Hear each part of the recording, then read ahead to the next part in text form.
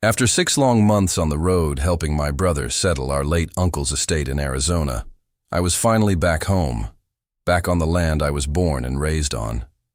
My ranch sat on 20 acres just outside of town, nestled between rolling hills and pastures that had been in my family for generations. Same cracked driveway, same weather-beaten mailbox, and the same old Chevy pickup I'd left in the garage before leaving. It felt good to be home. Peaceful. Familiar. That peace lasted about 15 minutes. As I stepped out of my truck and stretched, a sharp voice cut through the quiet. Excuse me, sir," came the shrill sound from across the road. I turned and saw a woman power walking toward me with a clipboard in hand and the kind of posture that screamed entitlement. She was wearing a spotless white tennis outfit, oversized sunglasses, and a scowl that could sour milk. I hadn't even unpacked yet, but I already knew what I was dealing with. Karen. I'd heard about her through old neighbors, Karen Delaney, the self-appointed enforcer of the new Homeowners Association. Apparently, while I was gone, the once laid-back area had gotten an influx of city folks looking for country charm without the country life. A few meetings, a vote I never got notice of, and suddenly an HOA was in full swing. Karen was president, secretary, and tyrant all rolled into one. She marched right up to my property line and looked at my truck like it had insulted her mother. "You can't park that thing there," she said, pointing a perfectly manicured finger. At my dusty dented pickup, I raised an eyebrow. My truck? Yes. It violates HOA rules. No visible commercial vehicles, no rusted or unsightly property.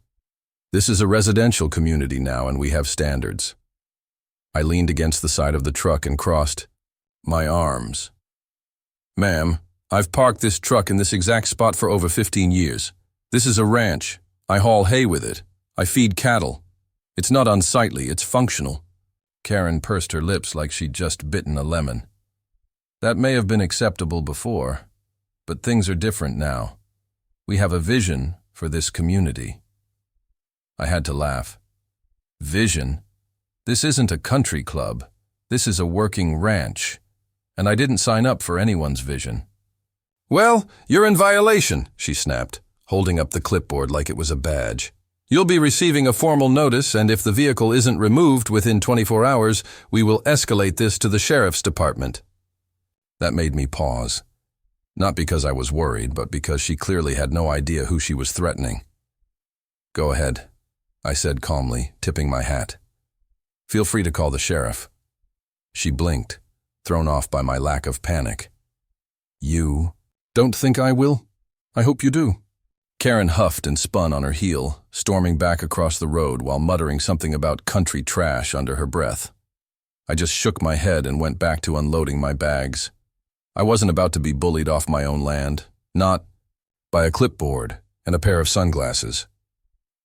This ranch had stood through storms, droughts, and even a wildfire once. It sure as hell wasn't going to crumble because a woman named Karen didn't like my truck. What she didn't know, and what I couldn't wait for her to find out, was that calling the sheriff might be the worst mistake she'd made all week. "You said, please expand chapter number 2 in 600 words, without heading," ChatGPT said, the morning. After my welcome committee encounter with Karen, I stepped outside with a hot mug of black coffee in hand, ready to breathe in the crisp country air and check on my fences. But the moment I opened the door, I nearly dropped my cup. Right there on my front gate, flapping in the breeze, was a bright orange violation notice, taped, no, duct-taped, dead center for all to see. I walked over, peeled it off, and read it aloud. "Notice of violation. Vehicle does not meet HOA. Community standards for appearance. Remove within 24 hours or further action will be taken. Signed by Karen Delaney, HOA President." The duct tape was a nice touch. Real professional.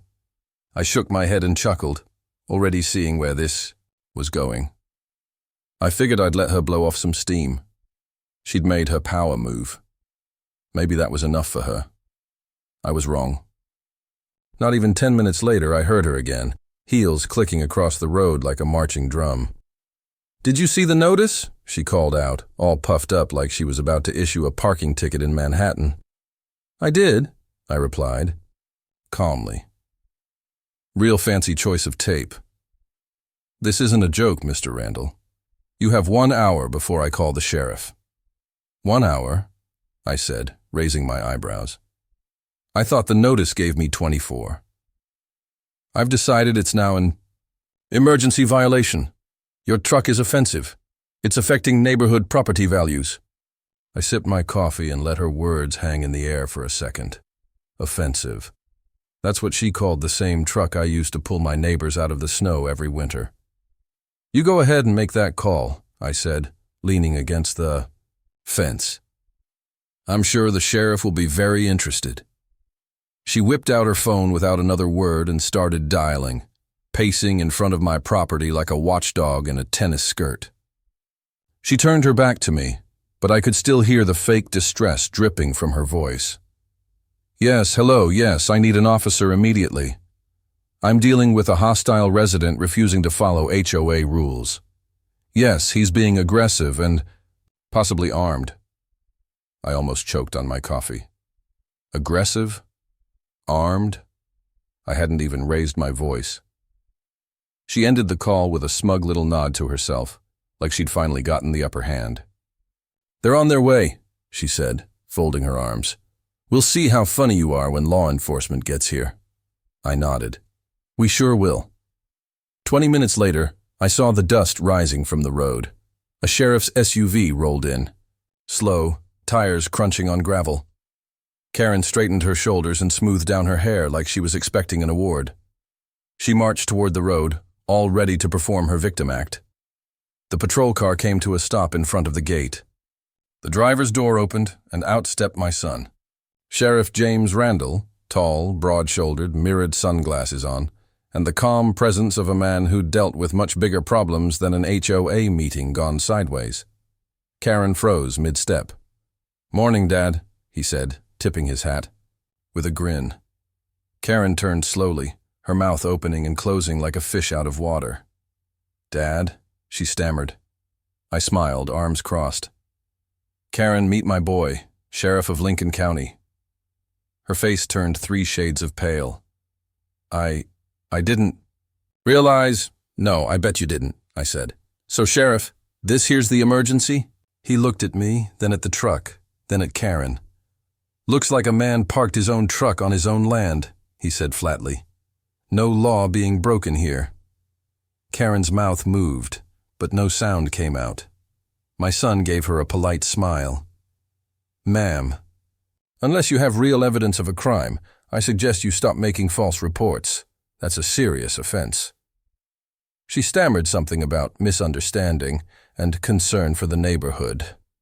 But it was too late. The power had shifted, and she knew it. I took another sip of coffee and winked at my boy. Best cup I'd had in years.